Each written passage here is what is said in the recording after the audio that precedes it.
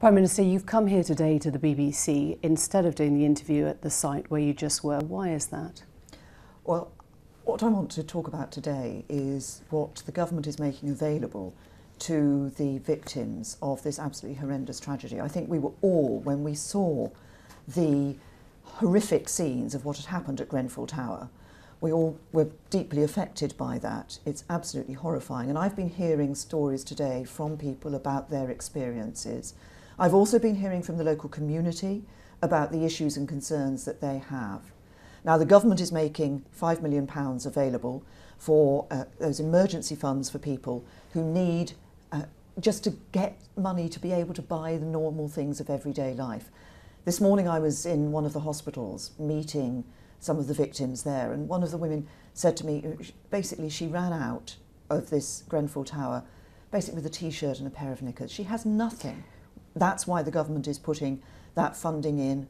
There are other things we'll do as well to provide support for people to ensure they're rehoused within 3 weeks. But immediately we need to ensure people have the help they need. There is a need for the public to hear you say in words of one syllable, something terrible has happened, something has gone badly wrong, it is our fault, we acknowledge that and accept responsibility. This has been, something terrible has happened. This is an absolutely awful fire that took place.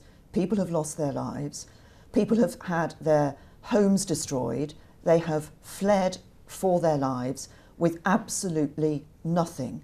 Do you accept that you misread the public mood on this one? You misread the anger that people feel about this. They shouted coward at you this afternoon when you left St Clement's.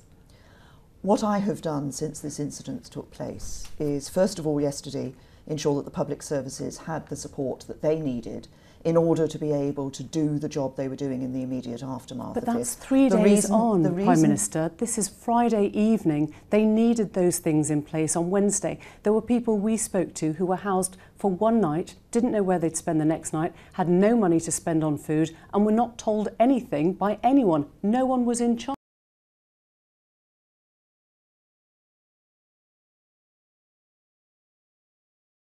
In place for people in the area.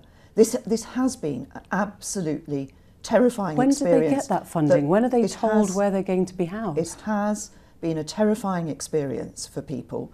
This is why, when I've heard stories, I heard stories yesterday from the emergency services about the issues around the fire. That's why I came straight back to Downing Street and I ordered a public inquiry. And we'll make sure that takes place as soon as possible to get to the bottom of this. Do you accept? But this is not just about finding out what happened.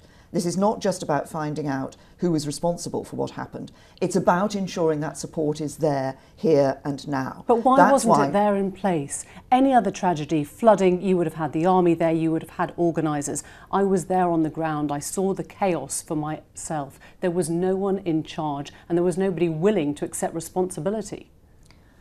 We are ensuring that support is put in place for people. Now, that means that money should be made available, and we have to, one of the things I've just heard from people is about making sure that that money actually gets through to people. And that's a very real issue, because we have to, as government, make the money available. But I want to ensure that people actually get that money in their hands so they can go and buy the things that they need. They're being rehoused outside the borough. They're being rehoused in places they don't know and don't live, don't have friends, don't have family. We are committed to ensuring that people are rehoused as far as possible within the borough or in neighbouring boroughs. Some people may actually want to go to another part of London where perhaps they have a greater support network, where they have friends and relatives.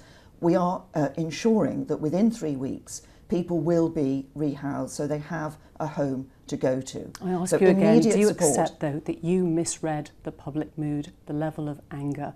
You didn't go and meet residents and they really resented that. This was a terrible tragedy that took place. People have lost their lives and others have lost everything, all their possessions, their home and everything.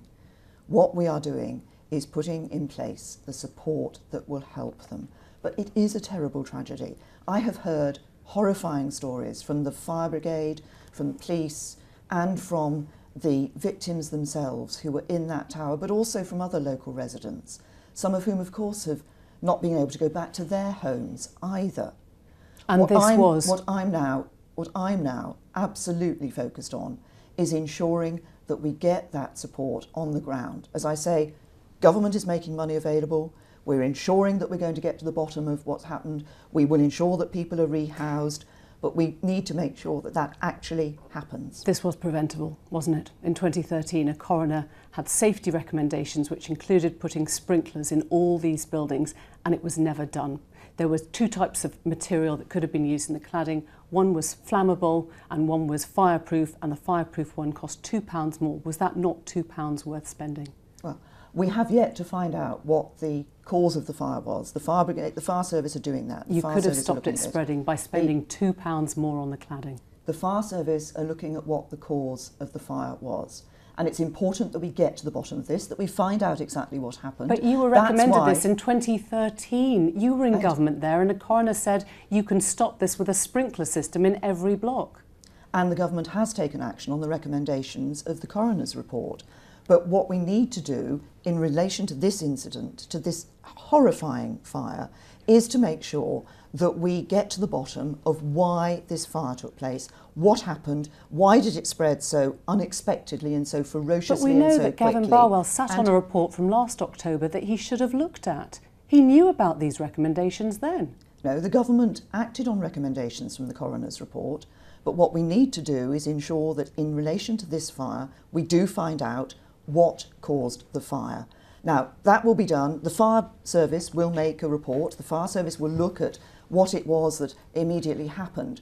But beyond that, the public inquiry will get to the wider issues of responsibility in relation to this. Just in terms of reassuring, there are 4,000 other high-rise blocks. There are many, many residents tonight wondering what kind of precautions you're taking. When will you be able to tell them that they are safe when they go to sleep in their beds? Well, the government is doing everything in its power to ensure that people are safe. We've identified those buildings, and over the weekend, now and over the weekend, people are going in and inspecting those buildings. We will do everything in our power to make sure that people are safe. Does the culture have to change now? Does it have to be a culture where you start putting health and safety first instead of cutting corners? What we need to do is to ensure that immediately people have the support that they need in order to deal with what is a horrific and terrible circumstance that people are in. We then also need to look at how this happened, why it happened, and what lessons need to be learnt. And if action needs to be taken, we will take it.